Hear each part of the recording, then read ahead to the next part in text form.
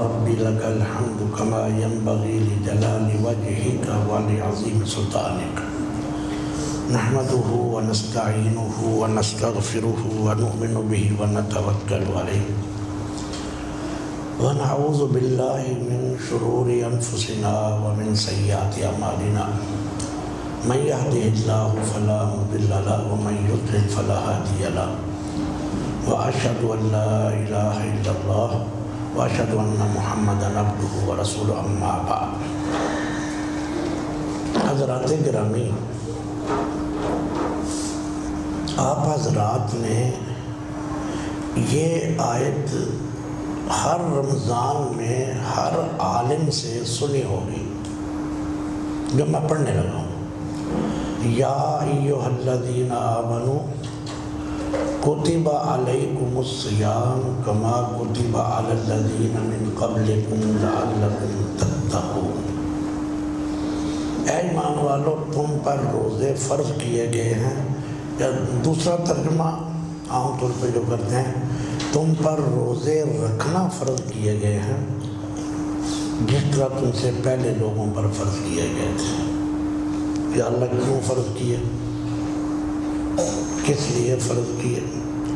آگے اللہ تعالیٰ نے مقصد بیان کر دیا. لعلکم تتقون، میں نے یہ روزے ایک مہینے کے ایام معدودات گن سکتے ہو اس لیے تم پر فرض کیے ہیں کہ تمہارے اندر تقویٰ آ جائے، نیکی آ جائے، پرہیزگاری آ جائے. ورنہ مجھے تم بھوکے رہو، پیاسے رہو، اللہ کہتا ہے مجھے کیا فائدہ، مجھے تمہاری بھوک کی کیا ضرورت ہے، بھوکے ہو بھوکے رہو. میں تو چاہتا یہ ہوں کہ تم نیک بن جاؤ، تمہارے اندر تقویٰ آ جائے، پرہیزگاری آ جائے. یہاں تک بات سمجھ آ گئی. اب آگے میں جو بات ذکر کرنے لگا ہوں وہ یہ، مجھے 55 سال ہو گئے ہیں روزے رکھتے ہوئے. 65 سال میری عمر ہے اور 10 سال کی عمر میں نے روزے رکھنے شروع کر دیے تھے. اب 55 سال روزے رکھنے کے بعد مجھے سوچنا چاہیے کہ نہیں بھئی میرے اندر نیکی آئی ہے کہ نہیں. ورنہ تو ایک رمضان کی ٹریننگ ہی کافی ہے 30 دن کی. یہ تو 55 سال ہو گئے ہیں، میرے اندر تقویٰ آ گیا، میرے اندر پرہیزگاری آ گئی ہے. کیا میری آنکھوں کے اندر تقویٰ ہے؟ کیا اس رمضان میں نے میرے پیٹ نے روزہ رکھا تھا یا میری آنکھوں نے بھی روزہ رکھا ہے؟ کیا میرے کانوں نے روزہ رکھا ہے؟ کیا میری زبان نے روزہ رکھا ہے؟ کیا رمضان سے پہلے جو میں گناہ کرتا تھا، کیا رمضان کے روزے رکھنے کے بعد میں نے وہ گناہ چھوڑ دیے؟ کیا میں نے غیبت چھوڑ دی ہے؟ کیا میں نے جھوٹ بولنا چھوڑ دیا؟ کیا میں نے وعدے کی خلاف ورزی کرنا چھوڑ دیا؟ کیا میں نے فلمیں دیکھنا چھوڑ دی؟ کیا میں نے قطع رحمی چھوڑ دی ہے؟ اگر تو روزوں کے بعد یہ تبدیلی آئی ہے تو آپ مبارکباد کے مستحق ہیں. لیکن اگر تبدیلی نہیں آئی، جو چال، جو ڈھال، جو گفتگو، جو معاملات رمضان سے پہلے تھے وہی اب ہیں رمضان کے بعد بھی، تو پھر تو سوچنا ہوگا نا کہ مقصد خدا بندی تو پورا نہ ہوا. جو اللہ کا مقصد ہے وہ تو پورا ہی نہیں ہو رہا. کیوں کہ اللہ تبارک و تعالی تو ہمیں چاہتا یہ تھا کہ میں ان بندوں کو جہنم سے بچانا چاہتا ہوں، میں ان کو آگ میں نہیں داخل کرنا چاہتا. اللہ کا کیا مقصد ہے؟ ہم سب کو اللہ تعالی معاف کرنا چاہتے تھے. من صام رمضان ایمانا واحتسابا غفر له ما تقدم من ذنبه. اللہ تعالیٰ نے تو فیصلہ یہ کیا تھا کہ یہ میرے بندے ان سے گناہوں کے انبار لگا دیے، انہوں نے جھوٹ بول بول کے اپنا نامہ اعمال سیاہ کر لیا، انہوں نے تو فراڈ کر کے، ملاوٹ کر کے، گالیاں دے کے، فلمیں دیکھ کے، ڈرامے دیکھ کے اپنا نامہ اعمال سیاہ کر دیا۔ اللہ چاہتا تھا کہ یہ میرے کمزور بندے، میں نے ان کو معاف کرنا ہے، میں نے ان کو جہنم سے چھٹکارا دینا ہے۔ ہماری حکومتیں کہتی ہیں ہم کسی کو نہیں چھوڑیں گے، اللہ کہتا ہے میں نے سب کو چھوڑنا ہے۔ اللہ کیا کہتا ہے؟ میں نے تو سب کو جہنم سے نکالنا ہے۔ کیوں کہ جہنم کی آگ کا آپ تصور ہی نہیں کر سکتے۔ اللہ تبارک و تعالیٰ تو ندائیں لگا رہے ہیں، یا باغی الخیر اقبل، اور نیکیاں تلاش کرنے والے آ جا میرے پاس آ جا، یا باغی الخیر اقبل، اور میری طرف آ تو صحیح، پھر تو دیکھ کہ میں تیری امیدوں کے اوپر پورا اترتا ہوں کہ نہیں اترتا۔ یا باغی الخیر اقبل، اے نیکیاں تلاش کرنے والے، اے نیکی کے متلاشی، ذرا میری طرف آ تو صحیح۔ یا باغی الشر اقصر، او اے گناہ کرنے والے رک جا، او اس رمضان میں رک جا، اور لیلۃ القدر آئیے رک جا۔ مگر ایسی مٹی ہے کہ اثر ہی نہیں ہو رہا میرے اوپر، میری آنکھوں کے اوپر اثر ہی نہیں ہو رہا، میرے دل کے اوپر اثر ہی نہیں ہو رہا روزوں کا، جو ڈال پہ نہیں، پتہ نہیں کس مٹی کا بنا ہوا کہ پتھر ہو گیا دل۔ ثم قست قلوبکم من بعد ذلک فہی کالحجارہ، اللہ تعالیٰ فرماتا ہے بنی اسرائیل کو، اور تمہارے دل تو پتھر ہو گئے ہیں۔ پھر کہا نہیں تو مارا، وَإِنَّ مِنَ الْحِجَارَةِ لَمَا يَتَفَجَّرُ مِنْهُ الْأَنْهَارُ، فرمایا اور پتھروں کے اندر سے تو پانی نکل آتا ہے مگر تمہاری آنکھوں سے پانی نہیں نکلتا، ان کے دل تو دہل جاتے ہیں مگر تمہیں کپ کپی تاری نہیں ہوتی۔ اللہ تو تقشعر من الجلود کہتا ہے، وتلین الجلود کہتا ہے، اور دل نرم ہو جاتے ہیں، دل کانپ جاتے ہیں۔ ہمارا دل تو کوئی نہیں کانپتا، ہمارے اوپر تو اثر ہی کوئی نہیں ہو رہا۔ اور اوپر جب یہ عشرہ شروع ہوتا ہے، آسمان سے آواز آتی ہے اِنَّا أَنزَلْنَاهُ فِي لَيْلَةِ الْقَدْرِ وَمَا أَدْرَاكَ مَا لَيْلَةُ الْقَدْرِ لَيْلَةُ الْقَدْرِ خَيْرٌ مِّنْ أَلْفِ شَهْرٍ تَنَزَّلُ الْمَلَائِكَةُ وَالرُّوحُ فِيهَا بِإِذْنِ رَبِّهِم مِّن كُلِّ أَمْرٍ۔ اللہ تعالیٰ فرماتے ہیں کہ رات کو میں فرشتوں کی لاکھوں کروڑوں کی تعداد میں فرشتوں کو رحمتوں دے کر، فرشتوں جاؤ رحمتیں برساؤ، اور رحمتیں برسا دو، میرے بندے گناہ گار ہیں، اور ان کے اوپر رحمتیں بھیجو، اور یہ جہنم میں جا رہے ہیں، اور جہنم میں جا رہے رحمت بھیجو اور کرم بھیجو، اور پکڑو ان کو نکالو جہنم سے، فرشتوں جلدی آؤ، تتنزل الملائکہ، اور جبریل تم بھی چلے جاؤ۔ نبوت کے بعد جبریل نہیں آتے، اور جبریل تم بھی چلے جاؤ، والروح کا ترجمہ جبریل کیا گیا ہے، تنزل الملائکۃ والروح، فرشتے جبریل تم جاؤ، اور فجر تک رحمتیں بھیجو۔ ہم کہتے ہیں نہیں، رحمتیں آ رہی ہیں، ٹھہر جو رحمت ہو، میں ذرا ٹی وی پہ ڈرامہ دیکھ لوں۔ اللہ کہتا ہے کیسے لوگ ہو یار، میں نے آسمان پہ اہتمام کر رکھا ہے، میں نے فرشتے بھیجے ہوئے ہیں، میں رحمتیں بھیج رہا ہوں، میں جہنم سے خلاصی کر رہا ہوں، اور تم جا کے ٹی وی لگا کے بیٹھے ہو، تمہیں میری نعمتوں کی کوئی قدر نہیں، اور تمہیں کوئی ڈر نہیں، تمہیں کوئی خوف نہیں، اور مجھے ڈر آ رہا ہے تمہارے اوپر کہ تم جا رہے ہو جہنم میں، اور تم نے ڈر ہی نہیں رہے۔ کیسے بہادر ہو، کیسے جری ہو تم لوگ یار۔ اور یاد رکھیں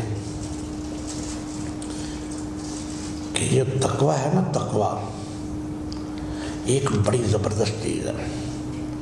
اگر اور تقوی ہوتا کہاں ہے؟ تقوی ہوتا کہاں؟ تقوی پتہ کہاں ہوتا ہے؟ دل میں اس طرح، التقوی ہا ہونا، التقوی ہا ہونا، التقوی ہا ہونا۔ بعض اوقات آدمی ایسا ویسا ہوتا ہے لیکن اس کا دل اتنا صاف، شفاف اور پاک اور صاف ہوتا ہے ہم اس کو کچھ سمجھ رہے ہوتے ہیں، وہ کچھ اور ہوتا ہے۔ اور من یتق اللہ یجعل لہ مخرجا، اللہ تعالیٰ کہتا ہے تم ایک کام کر لو، تم تقوی والی زندگی اختیار کرو، میرا قرآن میں یہ وعدہ ہے کہ زندگی کے جس مقام پہ تم پھنس جاؤ گے میں تمہیں آرام سے وہاں سے نکال لاؤں گا، میں پھنسے نہیں دوں گا۔ یجعل لہ مخرجا وَيَرْزُقْهُ مِنْ حَيْثُ لَا يَحْتَسِبُ، میں اس کو وہاں سے رزق دوں گا۔ لو ان اہل القریٰ آمنوا واتقوا لفتحنا علیہم برکات من السماء، آسمان اللہ تعالیٰ کہتا ہے میں تو برکتیں نازل کرنے کے لیے کیا۔ مجھے ایک واقعہ یاد آ رہا ہے، میں نے بچپن میں پڑھا تھا، لیکن میں نے بعد میں کہیں دیکھا بھی ہے کسی جگہ اس کا ملتا جلتا، اس کسی آدمی نے اپنا واقعہ بیان کیا۔ یاد رکھیں شکلوں پہ فیصلے نہیں ہوتے۔ مولانا ابراہیم صاحب میر پوری ہیں، مولانا ابراہیم آج کل برطانیہ میں ہوتے ہیں، مولانا ابراہیم میر پوری۔ چلو میں ان کا واقعہ اگر موقع رہا تو میں سناؤں گا۔ پہلے میں نے واقعہ، وہ کہتا ہے کہ میں اپنے بچوں کے ساتھ سفر میں تھا، ٹرین میں جانا تھا، تو ٹرین لیٹ ہو گئی، ہم پلیٹ فارم پہ جو بینچ نہیں ہوتے تو وہاں میں اپنی بیوی کو بھی بٹھایا، بچوں کو بٹھا دیا۔ تھوڑی دیر بعد سامنے والے بینچ پہ ایک آدمی آ کے بیٹھ گیا، اتنا کالا رنگ، اس کا کالا رنگ، پان منہ میں ڈالا ہوا ہے، لال آنکھیں، موٹے موٹے ہوں، شکل ہی اس کی بڑی عجیب ہوتے ہیں۔ میرے بچے دیکھ کے ڈر کے رونا شروع ہوا، اتنے بچے چھوٹے، شہریوں کے بچے بھی تو برائلر ہی ہوتے ہیں نا، ہمارے بچے بھی تو ایسے ہی ہیں۔ تو وہ میرے بچے اس آدمی کو دیکھ کے رونا شروع ہو گئے۔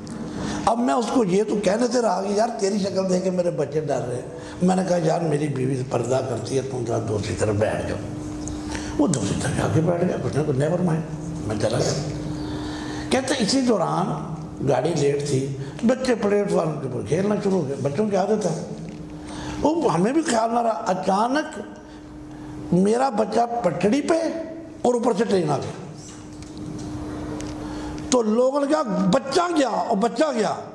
جب لوگوں نے کہا بچہ گیا، وہ کالا کلوٹا بھوت اور جن چیتے کی طرح اس نے چھلانگ لگائی، بچے کو پرلی طرف پھینک کے خود جمپ لگا دیا، گاڑی گزر گئی۔ پتہ نہیں اس کالے کلوٹے کے اندر کتنا پاک صاف دل تھا، وہی جو 2 منٹ پہلے ہمیں جن اور بھوت نظر آ رہا تھا اب ہمیں دیوتا نظر آ رہا تھا۔ اور دوسری طرف وہ میں مولانا ابراہیم صاحب کا واقعہ سناتا ہوں۔ ہمارے مولانا ابراہیم صاحب، ان کی بڑی لمبی داڑھی، موٹی یہاں تک داڑھی ہے، ان کی عمر 80 سال ہے۔ انہوں نے اپنا جوانی کا واقعہ سنایا مجھے، میرے پاس، میں بھی راس الخیمہ میں رہا ہوں دبئی میں، تو وہاں بھی اس دنوں وہ بھی دبئی میں تھے، میرے دادا کے وہ شاگرد تھے، میرے دادا مولانا عبد المجید دینا نگری کے وہ شاگرد تھے۔ تو وہ کہنے لگے کہ جب میں جہلم میں پڑھتا تھا نا، جہلم میں، تو اس وقت ہمارے بہت سے لوگ برطانیہ جا رہے تھے، تو میں نے بھی کہا میں برطانیہ جاتا ہوں۔ مجھے ایک مولوی صاحب تھے مسجد کے امام، کہتے یار میں تیرا بندوبست کر دیتا ہوں۔ تو وہ مجھے انہوں نے لیا، مجھے کہ پیسے لاؤ، کہتے میں گھر گیا، بھینس بیچ، کچھ بیچ، بھینس کا بچہ بیچ، پیسے اکٹھے کر کے میں نے 10-15 ہزار روپیہ 20 ہزار روپیہ جمع کیا۔ یہ کوئی 50-60-70 سال جب منگلہ ڈیم بنا تو اس کی بات ہے۔ میں نے، وہ کہتا جی کراچی میں ویزے لگتے تھے، وہ مجھے کراچی لے گا، کہتے میں نوجوان تھا، بالکل غریب لوگ تھے، دھوتی پہنی نہ مجھے پتہ۔ وہ کراچی میں مجھے ایک مسجد کے حجرے میں لے گا، وہاں بھی کہتا یہ ایجنٹ ہے، یہ پیسے دیں گے تمہیں۔ میں نے پیسے ان کو دیے، وہ مولوی بھی غائب 20 ہزار لے کے، اتنی داڑھی، اور وہ بھی غائب۔ میں ان کو ڈھونڈتا پھروں، آخر کار میں نے کہا یار اتنی داڑھیاں اور فراڈ کر کے میرے ساتھ۔ میں نے کہا وہ مولوی نہیں بننا، میں نے کہا میں تو اپنی داڑھی منواؤں نا پہلے۔ میں سیدھا گیا نائی کے پاس، میں نے کہا میری شیو کر دو۔ میں باز آیا ایسے تقوی سے، وہ کہنے لگا ٹھہر جو، لوگ بیٹھے، ہمارا ٹائم لگنا، کرتے رات 9 بج گئے۔ وہ جب سارے چلے گئے نا، تو مجھے کہتا ہو جی بیٹھا میں داڑھی اب جب میں داڑھی کپڑا باندھ کے نا میرے کان میں کہتا ہے مولوی صاحب کسی مولوی کو ڈنگ کھا کے آئے ہو، مولوی صاحب کسی مولوی کو ڈنگ کھا کے آئے ہو کہاں؟ میں کہا ہاں۔ کہتا جاؤ دنیا رنگ برنگی ہے، جاؤ اٹھ کے داڑھی نہ مناؤ۔ کہتا اس نائی نے مجھے داڑھی بچائی تو میں ایک طرف وہ کالا کھلوٹا اتنا، میں کہا التقوی ہاہنا التقوی ہاہنا التقوی ہاہنا۔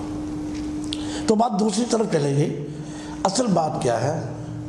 اصل بات یہ ہے کہ ہمارے روزے بے اثر ہو گئے، ہمارا رمضان بے اثر ہو گیا ہے، میری تراویحیں بے اثر ہو گئی، میری تلاوت بے اثر ہو گئی، میرے صدقے بے اثر ہو گئے، اثر ہی نہیں ہوتا۔ کچھ تھوڑا بہت ہی اثر ہو جائے معاشرے کے اوپر، کوئی اس مہینے میں دودھ خالص مل جائے، اس مہینے بھی دودھ خالص نہیں مل رہا، رمضان سے پہلے بھی دودھ خالص نہیں مل رہا تھا، اس مہینے بھی جھوٹ بولے جا رہے ہیں، رمضان سے پہلے بھی جھوٹ بولے جا رہے ہیں۔ یہ ایک بیکار کی مشق تو نہیں ہے۔ اور نبی علیہ السلام نے فرمایا کم من صائم کم من صائم لیس لہ کم من صائم، کتنے روزے دار ایسے ہیں لیس لہ من صیامہ الا الجوع والعطش۔ اور لوگوں اللہ کے نبی نے فرمایا اور سن لو غور سے، بہت سے روزے دار ایسے ہیں ان کے حصے میں رمضان کے روزوں میں سوائے بھوک اور پیاس کے ان کے حصے کچھ نہیں ہے، 0 نمبر ہے، ایک بھی نیکی نہیں ہے۔ اے اللہ ہمارے روزے ایسا نہ کرنا، یا اللہ ہمیں ان روزے داروں میں شامل نہ کرنا۔ ہم پہلے ہی شوگر اور بلڈ پریشر کے مارے مشکل سے روزے رکھ رہے ہیں، اور وہ بھی اگر آگے کہ جاؤ تمہارے کھاتے میں 13 گھنٹے کی بھوک ہڑتال لکھ دی گئی ہے، نیکی کوئی نہیں لکھی۔ کم من صائم لیس لہ من صیامہ الا الجوع والعطش۔ کتنے ہی روزے دار ایسے ہوں گے کہ جب قیامت کے دن جائیں گے وہ کہیں گے اللہ تو نے کہا تھا کہ روزے دار کا اجر میں نے دینا ہے، فرشتوں نہیں دینا، میرا اجر۔ اللہ کہتا ہے جاؤ دیکھو یہاں تو ایک بھی نیکی نہیں تیری، کوئی روزہ تیرا قبول ہی نہیں ہوا۔ من لم یدع قول الزور والعمل به فلیس للہ حاجت ان یدع طعامہ وشرابہ۔ جس نے روزہ رکھ کر جھوٹ اور جھوٹے کام نہ چھوڑے، اللہ کو قطعاً ضرورت نہیں ہے کہ وہ روٹی اور پانی چھوڑ کے بیٹھا ہوا ہے۔ حضرات گرامی، کیا ابھی وہ وقت نہیں آیا کہ ہمارے دل ڈر جائیں؟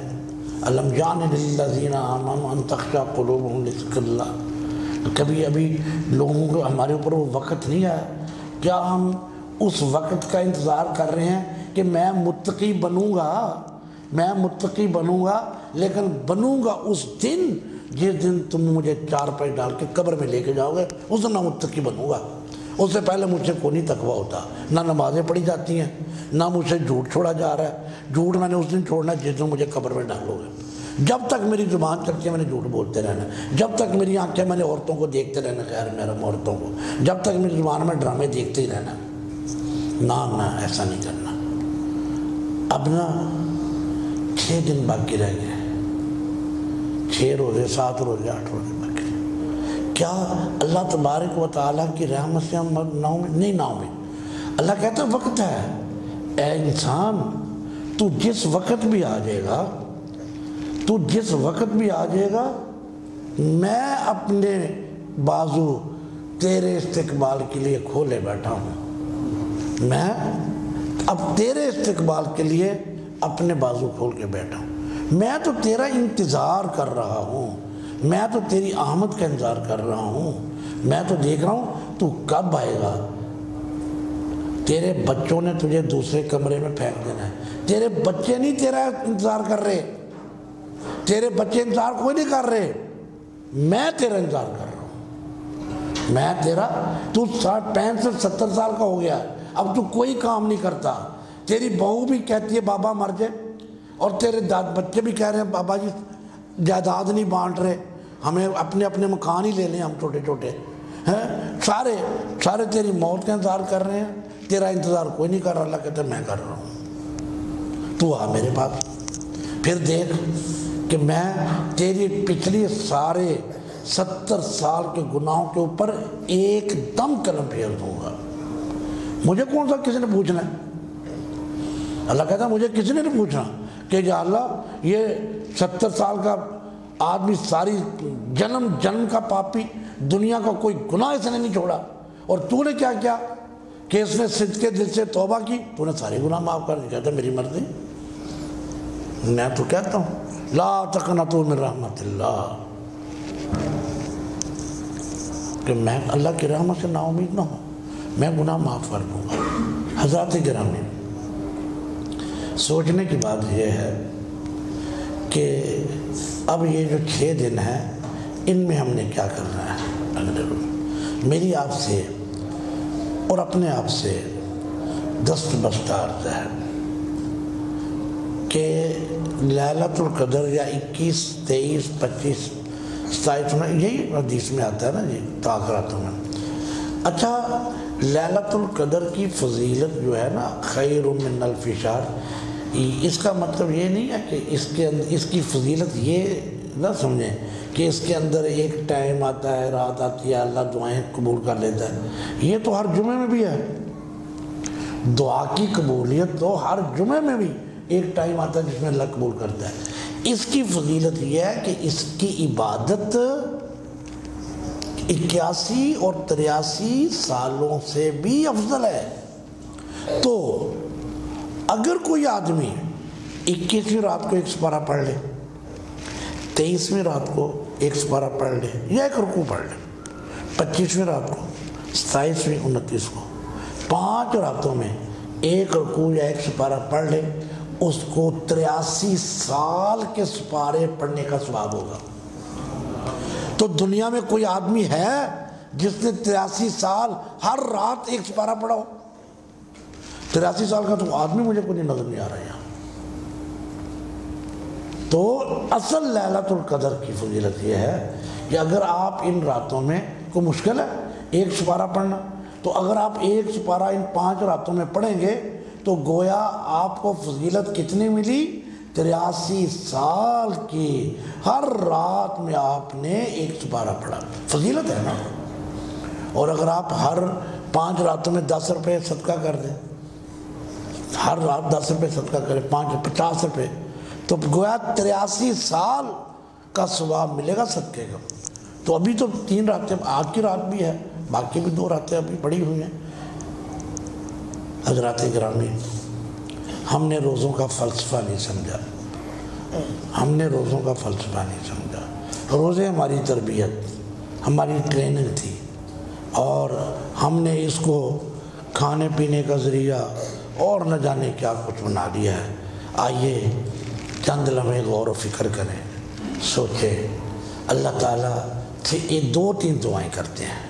پہلی دعا تو یہ کرتے ہیں کہ اے اللہ، تو جانتا ہے کہ ہم بڑے کمزور ہیں، ہم شیطان کے وسوسے میں آ جاتے ہیں، شیطان غالب آ جاتا ہے۔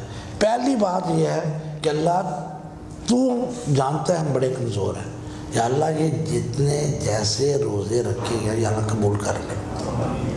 ہم پہلے اقرار کرتے ہیں یا اللہ معیاری روزے نہیں ہیں، ہم پہلے اقرار کر لیتے ہیں کہ معیاری روزے نہیں، لیکن تو یار اللہ تو جانتا ہے ہمارا دوست بھی ہے اور ہمارا مالک بھی ہے، ہم تیرے کمزور بندے ہیں، ہمارے روزے قبول کر کے ہمارے اندر تقویٰ پیدا کر دے۔ دوسری بات یہ کہ یا اللہ ہمارے گناہ معاف کر دے، اور تیسری بات یہ کہ یا اللہ بہت سے ہمارے رشتہ دار پچھلے سال روزے رکھے تھے اب نہیں ہیں، ان کی محفوظ فرما دے، اور جو بیمار ہیں یا اللہ ان کو شفا دے، اور یا اللہ یہ پتہ نہیں وبا آئی ہے یا لائی گئی ہے جو بھی ہے، یا اللہ اس وبا سے اب جان چھڑا دے۔ لوگ تنگ آ گئے ہیں، غریب بھی تنگ آ گئے ہیں، امیر بھی تنگ آ گئے ہیں، ہر آدمی تنگ آ گیا ہے، یا اللہ اس وبا کو دور کر دے، یار سکون دے دے، اللہ چین دے دے، اور سکھ کا سانس لے لیں ہم۔ نہ مزدور کو سکھ کا سانس ہے، نہ تاجر کو سکھ کا سانس ہے۔ اللہ تبارک و تعالی ہمارا کہا بیان کرنا، آپ کا سننا، یہ قبول کر کے ہمیں عمل کرنے کی توفیق دے۔ وآخر دعوانا الحمدللہ رب العالمین۔